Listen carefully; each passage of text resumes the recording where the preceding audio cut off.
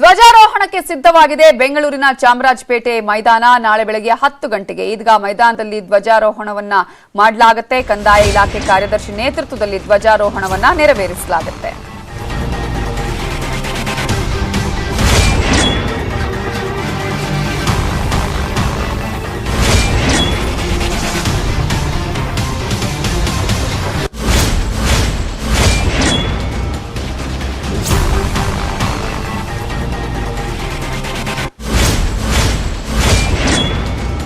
ಈ ಕಾರ್ಯಕ್ರಮಕ್ಕೆ ಯಾವುದೇ ಧಾರ್ಮಿಕ ಸಂಘ ಸಂಸ್ಥೆಗಳಿಗೆ ಆಹ್ವಾನ ಇಲ್ಲ.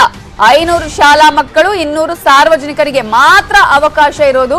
ಶಾಲಾ ಮಕ್ಕಳಿಂದ ಮೈದಾನದಲ್ಲಿ ಸಾಂಸ್ಕೃತಿಕ ಕಾರ್ಯಕ್ರಮ ನಡೆಯುತ್ತೆ. ಅಲ್ಲಿ ಮಕ್ಕಳಿಗೆ ಅವಕಾಶ ಇದೆ. ಈ ಒಂದು ಕಾರ್ಯಕ್ರಮ ನಡೆಸಿಕೊಡುವಂತಹ ಮಕ್ಕಳಿಗೆ ಮಾತ್ರ 500 ಶಾಲಾ ಮಕ್ಕಳು 200 ಸಾರ್ವಜನಿಕರಿಗೆ ಮಾತ್ರ ಅವಕಾಶ ಇರುವಂತದ್ದು. ಆದ್ರೆ ಧಾರ್ಮಿಕ ಸಂಘ ಸಂಸ್ಥೆಗಳಿಗೆ ಆಹ್ವಾನ. ಲೋನ್ ಕೊಡೋರು ನಿಮ್ಗೆ ಹೆಲ್ಪ್ ಆಗ್ಲಿ ಅಂತ ಕೊಡಲ್ಲ, ಅವರು ಲಾಭ ಮಾಡ್ಕೋಬೇಕು ಅಂತ ಕೊಡ್ತಾರೆ. ಹಾಗಾದ್ರೆ ಒಳ್ಳೆಯವ್ರು ಯಾರು ಕೆಟ್ಟವ್ರು ಯಾರು ಗೊತ್ತಾಗ್ಬೇಕಾ? ಫ್ರೀಡಮ್ ಆಪ್ ಅನ್ನ ಈಗಲೇ ಡೌನ್ಲೋಡ್ ಮಾಡಿ. ಇಲ್ಲ, ಈದ್ಗಾ ಮೈದಾನಕ್ಕೆ 600 ಪೊಲೀಸರನ್ನು ಆಲ್ರೆಡಿ ನಿಯೋಜನೆ ಮಾಡಲಾಗಿದ್ದು ಸಿಸಿಟಿವಿಯನ್ನು ಅಳವಡಿಕೆ ಮಾಡಲಾಗಿದೆ. ಮೈದಾನದ ಮೂಲೆ ಮೂಲೆಯಲ್ಲೂ ಪೊಲೀಸರನ್ನ ನಿಯೋಜನೆ ಮಾಡಲಾಗಿದ್ದು ಮೈದಾನದ ಬಳಿ ಯಾರೇ ಕಿರಿಕ್ ಮಾಡಿದ್ರು ನಿರ್ದಾಕ್ಷಿಣ್ಯ ಕ್ರಮವನ್ನ ಕೈಗೊಳ್ಳಲಾಗತ್ತೆ ಅಂತ ಹೇಳಲಾಗಿದೆ. ಸೊ ಈ ಹಿನ್ನೆಲೆಯಲ್ಲಿ ಈಗ ಕಂಪ್ಲೀಟ್ ಆದಂತಹ ಒಂದು ಸೆಕ್ಯೂರಿಟಿ ವ್ಯವಸ್ಥೆಯನ್ನ ಅಲ್ಲಿ ಮಾಡಲಾಗಿದೆ. 144 ಸೆಕ್ಷನ್ ಅನ್ನ ಜಾರಿಗೊಳಿಸಲಾಗಿದೆ. ಇನ್ನೊಂದು ಕಡೆ ಈಗಾಗಲೇ ನಾವು ಗಮನಿಸಬಹುದು ಎಲ್ಲಾ ರೀತಿಯಲ್ಲಿ, ಇದು ಶಿವಮೊಗ್ಗದಲ್ಲಿ ಆದ್ರೆ ಇನ್ನೊಂದು ಕಡೆ ಎಲ್ಲಾ ರೀತಿಯಲ್ಲೂ ಎಲ್ಲಾ ಕಡೆಯಲ್ಲೂ ಕೂಡ ಸಾಕಷ್ಟು ಬಿಗಿ ಭದ್ರತೆಯನ್ನ ಒದಗಿಸಲಾಗ್ತಾ ಇದೆ. ಯಾಕಂದ್ರೆ ಏನೇ ಅಹಿತಕರ ಘಟನೆ ಆಗಬಾರದು ಅನ್ನುವಂತಹ ನಿಟ್ಟಿನಲ್ಲಿ ಎಲ್ಲಾ ಕಡೆ ಪೊಲೀಸರನ್ನ ನಿಯೋಜನೆ ಮಾಡಲಾಗಿದ್ದು ಹೆಚ್ಚುವರಿ ಪೊಲೀಸರನ್ನ ಕೂಡ ಈಗಾಗಲೇ ಭದ್ರತೆಗೆ ಅಂತ ನಿಯೋಜನೆ ಮಾಡಲಾಗಿದೆ.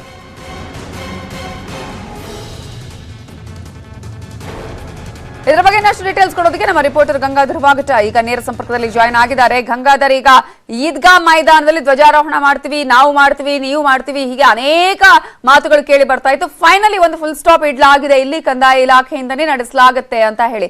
ಸೊ ಹೇಗೆ, ಯಾವ ರೀತಿಯಾದಂತಹ ಸೆಕ್ಯೂರಿಟಿ ವ್ಯವಸ್ಥೆಯನ್ನ ಮಾಡಲಾಗಿದೆ, ಯಾವ ರೀತಿಯಾಗಿ ಈಗ ಯಾರ್ಯಾರಿಗೆ ಅವಕಾಶ ಇದೆ ಅಲ್ಲಿ?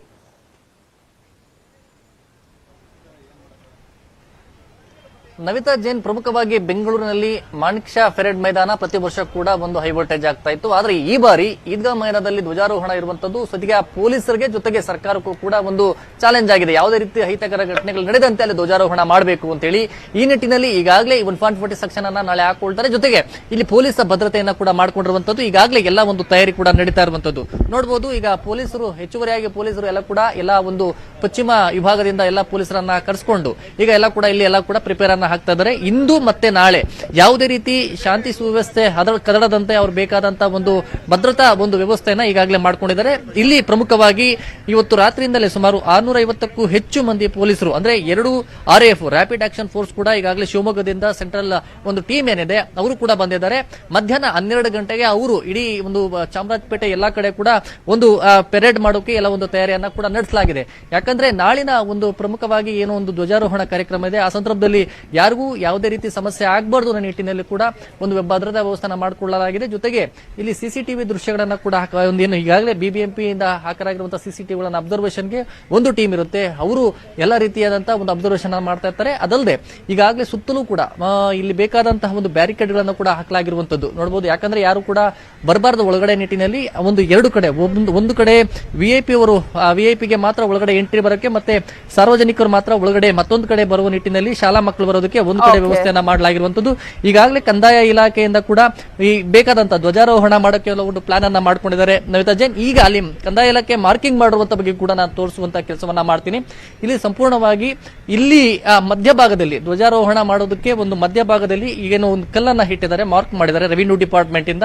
ಇಲ್ಲಿ ಧ್ವಜಾರೋಹಣ ಮಾಡ್ತಾರೆ. ಯಾಕಂದ್ರೆ ಮೊದಲನೇ ಬಾರಿಗೆ ಇಲ್ಲಿ ಧ್ವಜಾರೋಹಣ ಮಾಡ್ತಾರೆ. ಇಲ್ಲಿ ನಾಳೆ ಒಂದು ವಿಜೃಂಭಣೆಯಿಂದ ಈ ಒಂದು ಧ್ವಜಾರೋಹಣ ಮಾಡಕ್ಕೆ ಪ್ಲಾನ್ ಮಾಡ್ಕೊಂಡಿದ್ದಾರೆ. ಜೊತೆಗೆ ಕಂದಾಯ ಇಲಾಖೆ ಇಂದಲೇ ಒಂದು ಧ್ವಜಾರೋಹಣ ಇರುತ್ತೆ.